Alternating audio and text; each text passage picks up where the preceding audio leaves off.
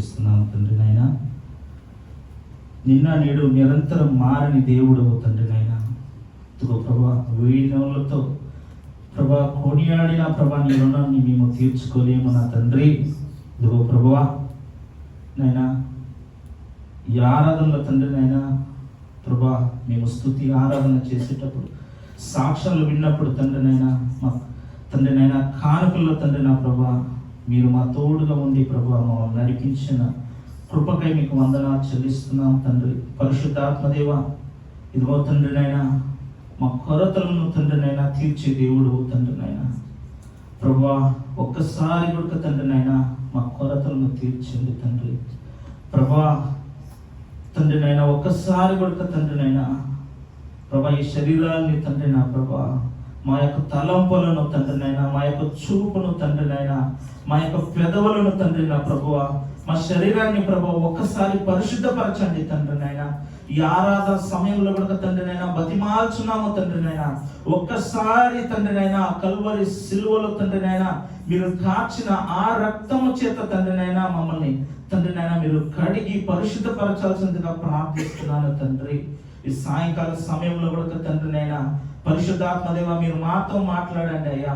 ఇదిగో తండ్రి నైనా మీ యొక్క వాక్యము 2 అంచుల ఖడ్గము అని తండ్రి నా ప్రభువా మేము చూస్తున్నాము తండ్రి.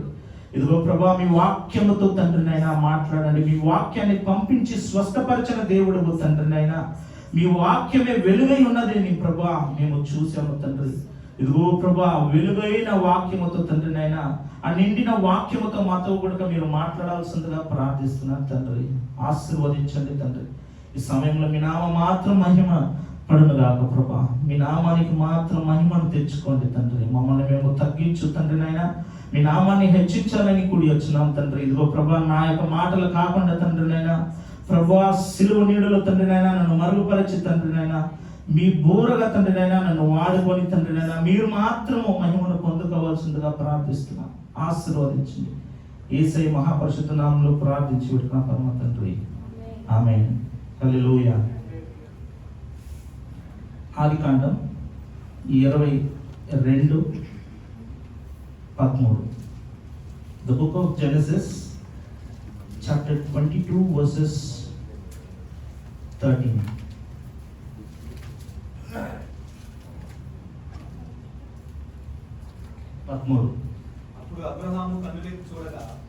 అప్పుడు అబ్రహాము కన్నులెత్తి చూడగా అక్కడ పొదలో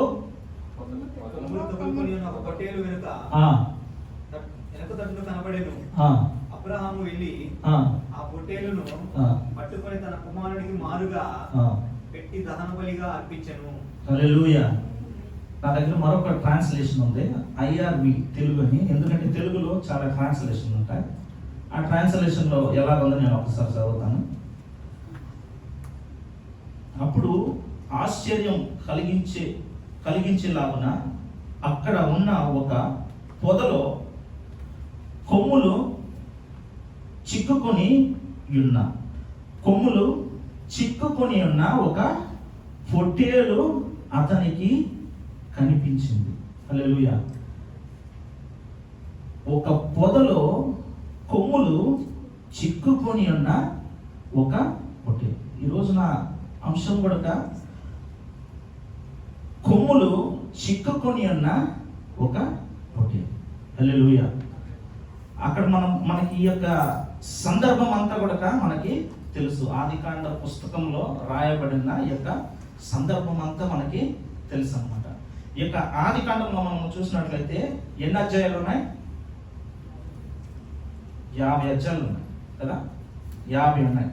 ఆ 50 అధ్యాయాలు మనం చూసినట్లయితే 4 వ్యక్తులను గుర్తుపెట్టుకుంటే ఈ యొక్క ఆదికాండం మనము అర్థం చేసుకోవచ్చు. మొదటగా మరి నోవాహు, రెండో వ్యక్తి అబ్రహాం, మూడో వ్యక్తి యాకోబు, నాలుగో వ్యక్తి యోసేపు. ఎవరు?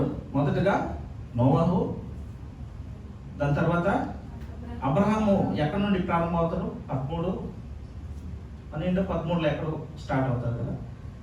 అబ్రహాంది ఆయన యొక్క స్టోరీ కథ ఎక్కడ ముగింపు వస్తుందంటే 25, 26 వస్తుంది అనమాట. దాని తర్వాత యాకోబు గురించిన వివరణ కథ ప్రారంభమవుతుంది అనమాట. దాని తర్వాత ఆఖరిలో మనం చూసినట్లయితే 38, 39వ అధ్యాయంలో మనం చూసినట్లయితే యోసేపు గురించి ప్రారంభమవుతుంది అన్నమాట. అంటే ఈ 4 వ్యక్తులను మనం గుర్తుపెట్టుకున్నామంటే మనకి ఆదికాండం ఈజీగా అర్థమైపోతుంది అనమాట. అంటే 4 వ్యక్తుల గురించిన ఆ యొక్క చరిత్రను మనము అర్థం చేసుకున్నామంటే మనకి ఆదికాండం అర్థమైపోతుంది అనమాట. సో అలాగా మనము ఈజీగా బైబిల్ని చదువుకోవాలి. సో మనము ఇప్పుడు రెండో వ్యక్తి అయిన ఈ యొక్క అబ్రహాం జీవితంలో జరిగిన ఒక విషయాన్ని మనము చూడబోతున్నాం. ఈ యొక్క సంఘటన జరిగింది మోరియా అనే పర్వతం పైన. ప్రభు 100 ఏట అబ్రహాము 100 సంవత్సరాలు ఉన్నప్పుడు ప్రభు తనకి ఒక కుమారుణ్ణి ఇచ్చాడనమాట. ఇచ్చినప్పుడు ప్రభు ఏం కోరాడు? కుమారుణ్ణి బలి కోరాడు అనమాట. బలి కోరినప్పుడు ఆ యొక్క అబ్రహాము దాని తర్వాత తన కుమారుడు ఈసాకు ఎక్కడికి ఎక్కారు? ఆ పర్వతం పైకి ఎక్కారు. ఈ యొక్క మెసేజ్ కూడా సందర్భం రమదాన్ మనకి ఇవన్నీ కూడా కొంచెం ఇవిగా ఉన్నాయని ఇప్పుడు నాకు అర్థమైంది. ఎందుకంటే ఈరోజు రమదాన్ కదా, వాళ్ళు ఏమనుకుంటారంటే ఇస్మాయిల్ని తీసుకెళ్ళాడని. హల్లెలూయా. కానీ వాగ్దాన పుత్రుడు ఎవడు? ఈసాకు. ఈసాకుని తీసుకెళ్ళి ఆ మోరియా పర్వతం పైన బలి ఇవ్వడానికి అబ్రహాము తీసుకెళ్ళారనమాట. మరి ఈసాకు చిన్న కుర్రాడు కాదు, ఎదిగిన వయసుకు వచ్చిన ఒక వ్యక్తి అనమాట. ఆ సమయంలో తీసుకుని వెళ్ళి బలి ఇవ్వడానికి వెళ్ళాడు. అక్కడ మనం చూసినట్లయితే ఈ యొక్క మోరియా అనే ఈ యొక్క పర్వతము చూసినట్లయితే అది ఇంచుమించు 37-38 ఏకరాలు. ఏకర్ అంటాం కదా, ఆ ఏకర్ అంత పెద్ద స్థలం అన్నమాట. ఆ యొక్క స్థలం మనము చూసినట్లయితే ఈ యొక్క ఆదికాండ పుస్తకంలో ప్రారంభించబడి అది ఆ యొక్క పర్వతము అబ్రహాము బలివ్వడానికి ఈసాకుని తీసుకొని వెళ్ళిన ఒక స్థలముగా ఉంటుంది అన్నమాట. దాని తర్వాత మరి దావీదు కుమారుడైన సొలొమోను ఆ స్థలంలో దేవాలయాన్ని ఆయన కట్టాడని మనము చూస్తాం. ఆ స్థలము మరి తన తండ్రి అయిన దావీదు యెబూసీయుల దగ్గర నుండి కొన్న ఒక స్థలం అన్నమాట. ఆ స్థలం దాని తర్వాత మనము చూసినట్లయితే ఈ యొక్క బీసీ అంటాం కదా, క్రీస్తు శకం కదా, బీసీ అనేది క్రీస్తు ముందు. మరి ఆ క్రీస్తు శకం 586, 87, 88 ఆ సమయంలో మరి ఆ యొక్క దేవాలయం అనేది కట్టబడింది, నిర్మించబడింది. దాని తర్వాత మనము చూసినట్లయితే 70 సంవత్సరాలకి నెబుకద్నెజర్ అని ఆయన దండెత్తి వచ్చి ఆ యొక్క దేవాలయాన్ని కూల్చివేశాడు అనమాట. ఆ సంవత్సరంలో 586, 87 అనే ఆ సంవత్సరంలో ఆ యొక్క దేవాలయాన్ని కూల్చివేశారనమాట దండెత్తి. దాని తర్వాత 70 సంవత్సరాలకి ఈ యొక్క ఇశ్రాయేలు ప్రజలు బానిసలుగా మరి వెళ్ళారనమాట, చెరపట్టబడ్డారనమాట. 70 ఏళ్ళు అయిన తర్వాత మరల వచ్చి ఆ దేవాలయాన్ని కట్టడానికి ప్రారంభించారనమాట. టైటస్ అనే ఒక నాయకుడు, ఆ రోమ చక్రవర్తి ఉన్నప్పుడు ఆ కాలంలో ఆ యొక్క దేవాలయాన్ని మరలా కట్టడానికి ప్రారంభించారు. హల్లెలూయా. ఆ కట్టిన తర్వాత ఏమైందంటే ఈ యొక్క చక్రవర్తి పరిపాలించేటప్పుడు మరలా ఆ రోమియులు దాన్ని కూల్చివేశారనమాట. కూల్చివేసిన తర్వాత ఏదైతే గోడలు ఇప్పుడు ఉన్నాయో, ఏడుపుల గోడలు అంటాం కదా, వెయిలింగ్ వాల్, అది మిగిలి ఉన్నదన్నమాట ఇప్పుడు. సో ఈ విషయం ఎందుకు చెప్తున్నానంటే ఆ యొక్క మోరియా పర్వతం ఇంకా ఆ స్థలము ఉన్నది, ఈ విషయము జరిగింది. ప్రభువైన యేసుక్రీస్తు వారు కూడా అదే స్థలంలో ఆయన మరణించారు, అంటే సిలువ వేయబడ్డారు అని చెప్తున్నారే కానీ ఆ గొల్గతా అనే ఆ ప్రాంతము మరి అవుటర్లో ఉందో ఇక్కడ ఉందో మనకి తెలియదు అనమాట. ఇది ఆ యొక్క మోరియా పర్వతం గురించిన ఒక చిన్న వివరణ. మనం చూసినట్లయితే చదివినలాగున అప్పుడు ఆశ్చర్యం కలిగించేలాగున అక్కడ ఒక పొదలో కొమ్ములు చిక్కుకొని ఉన్న ఒక పొట్టేలు అతనికి కనిపించింది. హల్లెలూయా. ఆయనకి అబ్రహాముకి ఆ యొక్క పొట్టేలు కనిపించెను అని మనము చూస్తున్నాం. హల్లెలూయా. ఈ యొక్క పొట్టేలు యొక్క పరిస్థితి ఏంటి అక్కడ ఈరోజు మనము చూడబోతున్నది ఈసాక్ గురించి చూడము, అబ్రహాం గురించి చూడము, ఈ యొక్క పొట్టేలు గురించి మనము చూద్దాం. ఈ యొక్క పొట్టేలు యూజువల్గా ఈ యొక్క కొండ ప్రాంతంలో ఉన్న ఆ యొక్క పొదలు ఎలాగుంటాయి చెప్పండి? పొదలు ఉంటాయి కదా, పొద మనం చూస్తున్నారా? ఎక్కడ చూస్తున్నారు? ఊర్లో ఖచ్చితంగా అందరం చూస్తుంటాం కదా, ఊర్లో చూస్తుంటాం. ఆ పొదల్లో ఒక ముఖ్యమైన ఒక విషయం ఉంటుంది. ఏంటో చెప్పండి? ముళ్ళు ఉంటాయి. కొండపై నుండే పొదలో 90% ముళ్ళులు ఉంటాయి అన్నమాట. ఆ ముళ్ళు నుండి మరి ఆ ముళ్ళుల్లో చిక్కుకొని ఉన్నది అనమాట దాని కొమ్ము. హల్లెలూయా. ఆ చిక్కుకొని బయటకు రాలేని పరిస్థితుల్లో ఆ యొక్క పొట్టేలు కనబడుతుంది. మనం కూడా మన జీవితం కూడా ఏదో ఒక విషయంలో మన కొమ్ములు మన తల ఇరుక్కొని ఉన్నది. బయటికి రాలేని పరిస్థితుల్లో ఒకవేళ మీరున్నట్లయితే మీకు ఈ రోజున ఈ యొక్క సందేశం. హల్లెలూయా. ఈ యొక్క పొట్టేలు యొక్క పరిస్థితి అది వెళ్ళి అక్కడ చిక్కుకొని ఉన్నది. దానికి తల తీయడానికి కూడా అసలు అవకాశం లేదు. తల అటు ఇటు లాగిందంటే ఆ ముళ్ళు తీసుకుంటాయి అన్నమాట. గుచ్చుకున్నాయంటే ఖచ్చితంగా రక్తం వస్తుంది. సో అలాంటి పరిస్థితుల్లో ఈ యొక్క పొట్టేలుని మనము చూడగలం. హల్లెలూయా. ఆ యొక్క పొట్టేలుని ఎవరు చూశారో? అబ్రహాము చూశారన్నమాట. చూసినప్పుడు దాన్ని అక్కడి నుండి విడిపించారు. హల్లెలూయా. హల్లెలూయా. మరి ఆ యొక్క ఇరుక్కున్న ఆ యొక్క పొట్టేలుని ఆయన విడిపించాడు. మనం కూడా అనేక విషయాలలో మనము ఇరుక్కొని పోయినాం. ఈ రోజున అనేక విషయాలలో మనము ఇరుక్కొని తగులుకొని ఉన్నాం. మన తల తగిలి ఉన్నది. మనము ఏదో ఒక విషయంలో మనము చిక్కుబడి ఉన్నాం. హల్లెలూయా. ఆ విషయంలో నుండి ఈ రోజున ప్రభు మనల్ని ఆయన విడిపించవచ్చున్నాడు. హల్లెలూయా. ఆయన మనల్ని విడిపించే దేవుడుగా ఉన్నాడు. హల్లెలూయా. హల్లెలూయా. ఆ యొక్క పొట్టేలు యొక్క పరిస్థితి ఏంటంటే అక్కడి నుండి కదలలేని పరిస్థితి. మన పరిస్థితులు కూడా కదలలేని పరిస్థితి. మనము మంచిది చేయాలని, మన కుటుంబాన్ని పైకి లేవనెత్తాలని మనము ఒకవేళ కదలేని పరిస్థితుల్లో ఒకే చోటన ఏదో ఒక సమస్యల్లో మనం ఇరుక్కొని ఉన్నట్లయితే ఈ రోజున ప్రభు నీతోనే మాట్లాడి ఆయన నిన్ను విడిపించవచ్చు. హల్లెలూయా. కదిలితే ఏదైనా ఒకటి జరుగుతుందో అని ఆ యొక్క పొట్టేలు ఎలాగైతే భయములో నిండి ఉన్నదో అదేలాగన మనము ఆ సమస్యల నుండి బయటికి, ఒకవేళ ఆ సమస్య నుండి బయటికి రాలేని పరిస్థితి ఒకవేళ వస్తే నాకు ఏమైనా అయిపోద్దో, లేకపోతే నేను చేసే ఉద్యోగం నేను వదిలి నేను వెళ్ళిపోతే ఏమైనా అయిపోద్దో, లేదంటే నేను చేస్తున్న ఆ యొక్క కార్యము నుండి నేను బయటకు వచ్చానంటే నాకు ఏదైనా కలుగుతుందో అని భయంలో ఒకవేళ మనము తప్పిదమైన జీవితాన్ని మనం కొనసాగిస్తూ ఉండొచ్చు. నేను ఈ పాపంలో ఈ తప్పుడు కార్యం నుండి నేను బయటకు వస్తే నాకు ఏమైనా జరుగుతుందో అని భయంలో మనము ఉండొచ్చు. హల్లెలూయా.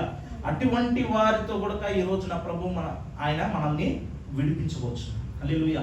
ఏ ఒక్క పరిస్థితుల్లో మీరు ఇరుక్కొని ఉన్నా కూడా, ఒకవేళ అది ఆర్థిక పరిస్థితి అవ్వచ్చు, లేకపోతే ఎవరికో మీరు సహాయపడి ఉండొచ్చు, సహాయపడి మీరు ఒకవేళ ఇరుక్కొని పోయి ఉండొచ్చు, ఆ కార్యాల నుండి కూడా ప్రభు మిమ్మల్ని విడిపించవచ్చు. హల్లెలూయా. ఒకవేళ ఏదో ఒక విషయంలో వెళ్ళి ఇరుక్కున్నావా, అక్కడ నుండి ప్రభు నిన్ను విడిపించవచ్చు. హల్లెలూయా. కదలలేని పరిస్థితుల్లో ఉన్నావా, కొమ్ములు ఇరుక్కొని ఎలాగైతే ఈ యొక్క పొట్టేలు తన కొమ్ములు ఇరుక్కున్న పరిస్థితుల్లో అది కనబడుతున్నదో అటువంటి పరిస్థితుల్లో ఒకవేళ ఉన్నట్లయితే, బయటికి నేను అస్సలు కదిలించలేని పరిస్థితుల్లో ఉన్నట్లయితే ప్రభు ఆయన మనల్ని విడిపించే దేవుడై ఉన్నాడు. హల్లెలూయా. హల్లెలూయా. మనం ఆదికాండము 39:7 ఎవరైనా ఒకరు చదవండి. మొదటగా ఆదికాండము 37:18 చదవండి.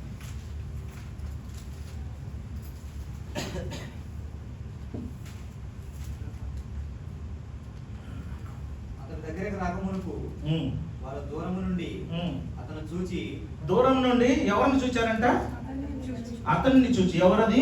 యోసేపును చూచి చంపుటకు దురాలోచన చేసింది. హల్లెలూయా. తన చంపుటకు దురాలోచన చేసింది. దూరం నుండి ఎవరిని చూచాను? యోసేపును చూసి వారు దురాలోచన చేసేది. హల్లెలూయా, హల్లెలూయా. మరి వ్యక్తులు రకరకమైన చూపులు ఉంటాయి. ఇక్కడ అబ్రహాము ఆ యొక్క పొట్టేలును చూసినప్పుడు దాన్ని విడిపించాడు.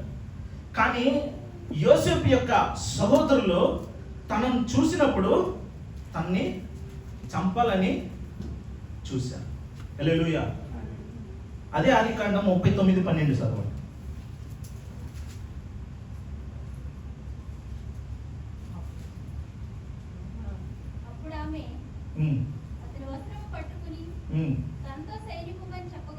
అప్పుడు ఆమె అతని వస్త్రము పట్టుకొని, దేన్ని పట్టుకొని?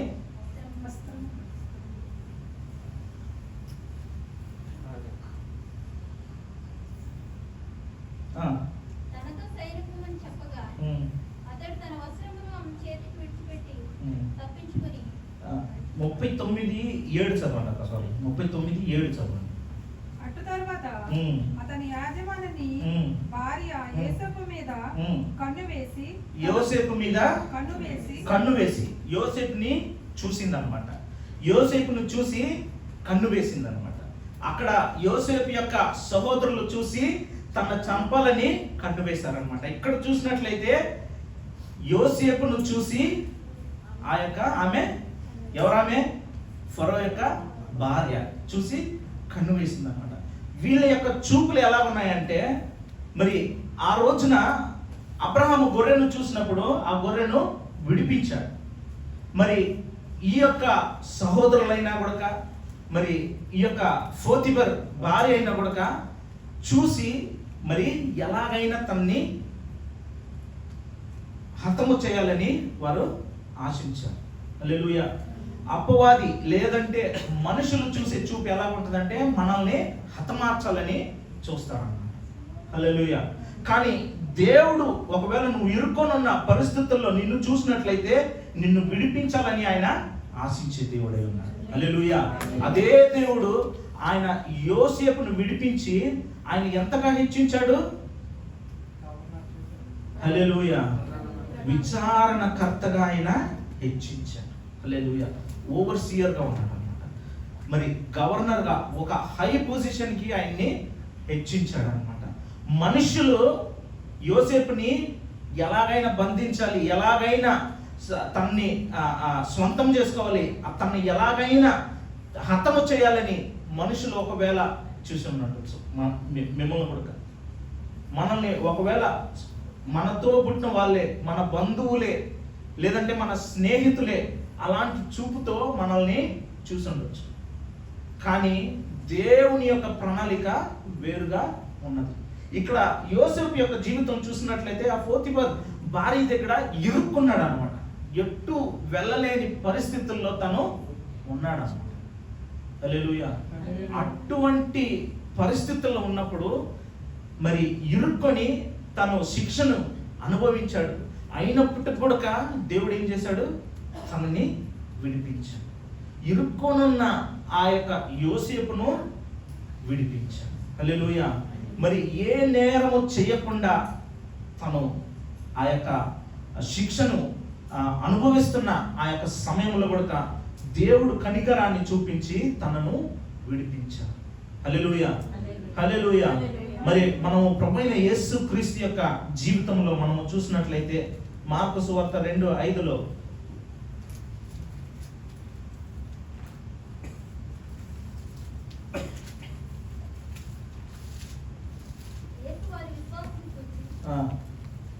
ఏం చూశాడంట? యేసు వారి విశ్వాసము చూశారన్నమాట.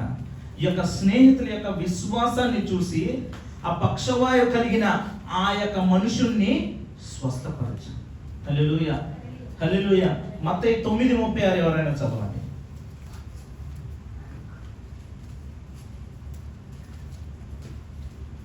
ఒక చిన్న బిడ్డను తీసుకొని వారి మధ్యను నిలబెట్టి. మత్తయి 9:36.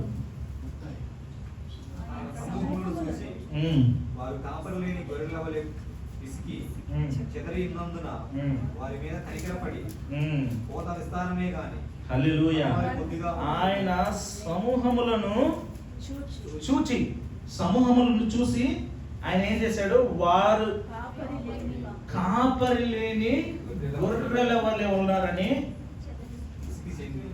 విసిగి చెంది ఉన్నారని వారి మీద కనికరపడెను. హల్లెలూయా. ప్రభువైన యేసుక్రీస్తు మన వైపు చూశాడంటే ఆయన కనికరముతో చూస్తాడు. హల్లెలూయా. ఒకవేళ మనము ఇరుక్కున్న పరిస్థితుల్లో మనం ఉన్నట్లయితే ఆయన నిందించేవాడుగా మనల్ని చూడడు. ఆయన కరుణించేవాడుగా, ఆయన మనల్ని విడిపించేవాడుగా మనల్ని చూసి ఆయన విడిపిస్తాడు అన్నమాట.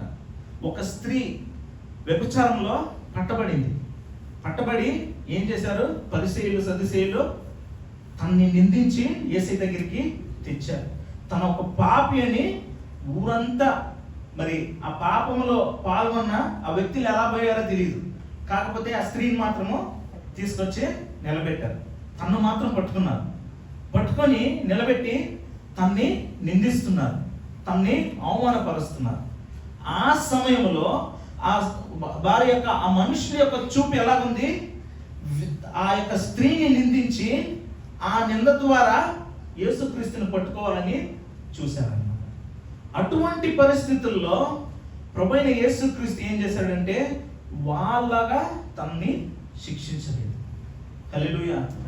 మనం కూడా ఒకవేళ పాపంలో చిక్కుకొని ఉన్నట్లయితే మనుషులు మనల్ని చూసే రకమే వేరేగా ఉంటుంది. కాకపోతే ఎప్పుడైతే ప్రభువైన యేసుక్రీస్తు ఆయనకు మనం అప్పచెప్పుకుంటామో ఆయన చూపు మన వైపు పడినప్పుడు ఆయన కనికరపడతాడు. హల్లెలూయా. మనల్ని క్షమిస్తాడు అన్నమాట. హల్లెలూయా. మన పైన పశ్చాత్తాపము కలిగిన దేవుడు ఆ ప్రభువైన యేసుక్రీస్తు. హల్లెలూయా. జన సమూహాన్ని చూసి ఆయన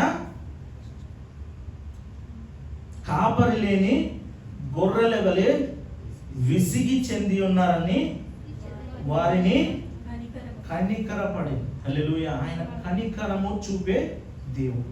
He will have compassion on us. హల్లెలూయా. ఆయన మన పైన కనికరాన్ని చూపించే దేవుడై ఉన్నాడు. ఒకవేళ మనం ఇరుక్కొని ఉంటే, ఏ ఒక్క బాధలో ఏ ఒక్క పొదల్లో మనం ఇరుక్కొని ఉన్నట్లయితే మనల్ని విడిపించడానికి ఆయన కనికరము చాలు. హల్లెలూయా. ఆ కనికరముతో ఆయన మనల్ని విడిపించే దేవుడై ఉన్నాడు. హల్లెలూయా, హల్లెలూయా. యోహాను సువార్త 19:2. సమయం లేదు కాబట్టి నేను ఫాస్ట్గా వెళ్తున్నా. యోహాను సువార్త 19:2. సైనికులు ముళ్ళతో కిరీటమును అల్లి ఆయన తల మీద పెట్టి. ఏమల్లి? ముళ్ళతో కిరీటమును అల్లి ఆయన తల పైన పెట్టి. హల్లెలూయా. ఆ యొక్క గొర్రెను మనము చూసినట్లయితే, ఆ యొక్క ఆ పొట్టేలను మనము చూసినట్లయితే ఆ పొదలో ఇరుక్కొని ఆ ముళ్ళ మధ్యలో ఇరుక్కున్న పరిస్థితి. మన ప్రభువైన యేసుక్రీస్తు ఆయన తలకు ముళ్ళ కిరీటము అల్లింది. హల్లెలూయా, హల్లెలూయా. ఆ రోజున విడిపించడానికి అబ్రహాము వెళ్ళాడనమాట. వెళ్ళి ఆ యొక్క పొట్టేళ్లను పొట్టేళ్లను విడిపించి దాన్ని బలిగా మార్చాడు. ప్రభువైన యేసుక్రీస్తు తన పైన ముళ్ళ కిరీటాన్ని తీసుకొని మనల్ని విడిపించడానికి ఆయన బలిగా మారాడు. మన పక్షాన ఆయన బలిగా మారాడు అన్నమాట. ఆయన యొక్క తల ముళ్ళ కిరీటముతో కొట్టబడి ఉన్నది. హల్లెలూయా. ఆయన తల ముళ్ళ కిరీటముతో కొట్టబడి ఆ తల నుండి రక్తము కార్చు ఉన్నది. నీ నా తలపైన రావాల్సిన ఆ కిరీటాన్ని ఆయన పొందుకున్నారు. అక్కడ ఎలాగైతే ఆ యొక్క పొట్టేలును పొట్టేలు వధింపబడిందో అదేలాగున ప్రభు అయిన యేసుక్రీస్తు ఆ శిలువలో ఆయన వధింపబడ్డాడు. హల్లెలూయా. మన పాపాల కొరకు, మన అక్రమాల కొరకు మనల్ని విడిపించాలని, మనల్ని స్వాతంత్రులుగా మనల్ని చేయాలని, మనల్ని ఆశీర్వదించాలని, మనల్ని హెచ్చించాలని, నిన్ను నన్ను పైకి లేవనెత్తాలని, మన దారిద్ర్యతల నుండి మనల్ని విడిపించాలని, మన రోగాల నుండి మనల్ని స్వస్థపరచాలని ఆ యొక్క కీడును ఆయన పొందుకున్నాడు. హల్లెలూయా. ఆ కిరీటాన్ని ఆయన పొందుకున్నాడు. ఆ గొర్రెపిల్ల ఆ రోజున వధించబడింది. ఇస్సాకు స్థానంలో ఆ యొక్క కొమ్ములు చిక్కుకొని ఉన్న ఆ యొక్క పొట్టేలు వధింపబడింది. అదేలాగున మన కొరకు ప్రభువైన యేసుక్రీస్తు ఆయన శిలువలో వధించబడ్డాడు. ఆయనను ఆయన అప్పచెప్పుకున్నాడు. హల్లెలూయా. మనము ఎక్కడైతే ఇరుక్కోవాలో ఆ స్థలములోకి, ఆ స్థానములోకి ఆయన వచ్చి బలిగా మారాడు. మన స్థానానికి వచ్చి ఆయన మన స్థానాన్ని తీసుకొని మన కొరకై బలిగా మారాడు. హల్లెలూయా. హల్లెలూయా. ఈ రోజున ఒకవేళ ఈ యొక్క పొట్టేలు వలె ఎక్కడైతే ఇరుక్కొని ఉన్నావా నిన్ను ఆయన విడిపించే దేవుడై ఉన్నాడు. హల్లెలూయా. ఏ ఒక్క సమస్యలో నువ్వైతే ఇరుక్కొని ఉన్నావో, నీ యొక్క తల ఒకవేళ నీ స్నేహితుల వలన, ఒకవేళ నువ్వు ఏదో ఒక సమస్యలో ఇరుక్కొని ఉండొచ్చు, నీ యొక్క బంధువుల వలన నువ్వు ఆ సమస్యల్లో, ఆ ముళ్ళులో, ఆ పదార్లో నువ్వు ఇరుక్కొని ఉండొచ్చేమో ఈ రోజున. మరి నిన్ను విడిపించడానికి మన ప్రభువైన యేసుక్రీస్తు ఆయన శక్తి కలిగిన దేవుడు. హల్లెలూయా. హల్లెలూయా. ఏ కార్యాల్లో ఇరుక్కొని పోయి ఉన్నావో ఈ రోజున ఆయన మనల్ని విడిపించే దేవుడై ఉన్నాడు. హల్లెలూయా. హల్లెలూయా. ఆయన మన ప్రతి ఒక్కరిని ఆయన విడిపించే దేవుడై ఉన్నాడు. అందరూ లేచి నిలబడి ఒక 5 నిమిషాలు ఏ విషయంలో అయితే మీరు ఇరుక్కొని ఉన్నారో, ఏ విషయంలో తల నేను తీయలేని పరిస్థితి, మరి ఎలాగైతే ఆ యొక్క పొట్టేళ్ళ యొక్క తల కదిలింపబడకుండా అదే స్థలంలో ఉన్నదో, కదిలితే దానికి గాయాలు నిశ్చయం, అదే పరిస్థితుల్లో నేను ఈ యొక్క పొదలో చిక్కుకొని ఉన్నాను, ఈ యొక్క సమస్యలో చిక్కుకొని ఉన్నాను, ఈ యొక్క రోగంలో నేను చిక్కుకొని ఉన్నాను, ఈ యొక్క తప్పైన సంబంధంలో నేను చిక్కుకొని ఉన్నాను, నన్ను విడిపించు ప్రభు అంటే ఖచ్చితంగా ఆయన విడిపించే దేవుడై ఉన్నాడు. ఆయన సదుసేయులు, పరిసేయులు నిందించేలాగన మనల్ని నిందించే దేవుడు కాడు.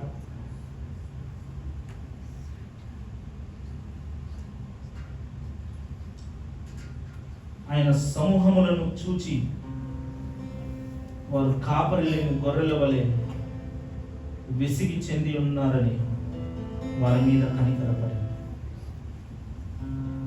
ఒకవేళ ఎవ్వరు లేరు నన్ను చూడడానికి, నా అంగలార్పును చూడడానికి ఎవ్వరు లేరు, చూసే వ్యక్తులంతా ఏదో ఒక నింద వేయాలనే చూస్తున్నారా? యోసేపును అలాగనే చూశారు. వారి యొక్క అన్నదమ్ములు, వారి యొక్క అన్నలు అదే రీతిగా చూశారన్నమాట. పోర్తిఫర్ భార్య కూడా అదేలాగా చూసిందన్నమాట. తన మీద ఎలాగైనా నింద మోపి చెయ్యని నేరానికి శిక్షణ అనుభవించు. ప్రభువైన యేసుక్రీస్తు కూడా ఆయన నేరం చేయలేదు, ఆయన పరిశుద్ధుడు. కానీ నా నేరాన్ని బట్టి ఆయన సిలువలో వెలని చెల్లించాడు. ఈ రోజున ఖచ్చితంగా ఏ విషయంలో, ఏ సమస్యలో నీ తల ఇరుక్కొని పోయింది, తల ఎత్తలేని పరిస్థితి, ప్రభువా నేను తల ఎత్తలేకుండానే తండ్రి అంటూ వేదనతో ఉన్నావా? ఏ విషయంలో నీ తల ఇరుక్కొని పోయింది, ప్రభువా నేను కదిలింపలేకుండా పోతున్నాను తండ్రి, నన్ను చూడుము యేసయ్య. ఆ పొటేలు తల కింద ఉంచుకొని ఆ ముళ్ళు పొదారులో పైకి చూడలేని పరిస్థితి, నీ పరిస్థితి కూడా పైకి చూడలేని పరిస్థితి. నేను ఎలా అడుగుతున్న దేవుని సహాయం ఈ విషయంలోని ఒకవేళ ఆలోచనతో ఉన్నావా, ఆ దేవుడు నీకు సహాయపడే దేవుడై ఉన్నాడు. ఆయన నిన్ను విడిపించాలని ఆశించే దేవుడై ఉన్నాడు. ఆ పొట్టేలు తల ఎలాగైతే ముళ్ళ కంపతో గుచ్చుకొని చుచ్చుకొని పోతుండొచ్చు, ఒకవేళ కంటికి మెదడుకి అదేలాగా ఆ ముళ్ళు పదార్లో నువ్వు ఉన్నప్పుడు కన్నీరు, దుఃఖము, అవమానముతో ఒకవేళ తల అలాగనే కిందకి చూస్తూ పైకి కూడా చూడలేని పరిస్థితి, అలాంటి సమస్యల్లో ఇరుక్కొని ఉన్నామా? అడుగు ప్రభుని అడుగు, నోరు తెరిచి అడుగు. ప్రభువా, ఈ సమస్యలో నేను ఇరుక్కొని ఉన్నా ప్రభువా, నేను తల పైకెత్తే కూడా లేదు ప్రభు, కళ్ళు కిందనే చూస్తున్నావా ప్రభు, నా కళ్ళు కిందనే ఉన్నాయి తండ్రి, నాయన పైకి లేవాలి, నా కళ్ళు పైకి ఎత్తలేని పరిస్థితుల్లో నేను ఉన్నాను తండ్రి. ఆ రోజున ఆ గొర్రెను, ఆ యొక్క పొట్టేలును విడిపించడానికి అబ్రహాము వెళ్ళి ఎలాగైతే ఆ యొక్క పొదాన్ని కత్తిరించి దాన్ని ఎలాగైతే విరిచాడో తెలియదు, దాన్ని విరిచి ఆ యొక్క పొట్టేల్ని రక్షించాడు. ఎలాగ చేస్తాడు ప్రభు అని ఆలోచిస్తున్నావా? నీ యొక్క సమస్యను ఎలాగైనా విరుస్తాడైనా, అపవాది యొక్క